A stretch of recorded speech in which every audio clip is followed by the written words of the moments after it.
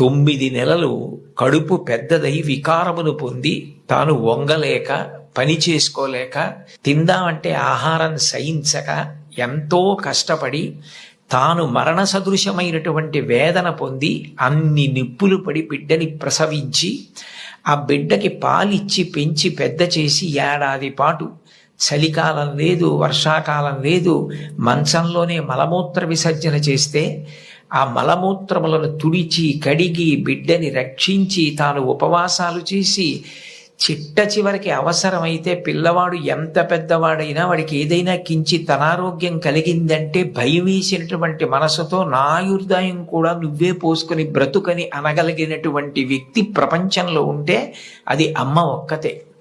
అందుకే అమ్మ లాంటి ప్రాణి లోకంలో లేదు. శాస్త్రాలు కూడా మొట్టమొదటి నమస్కారం ఎవరికి చేయించాయి అంటే మాతృదేవో భవ.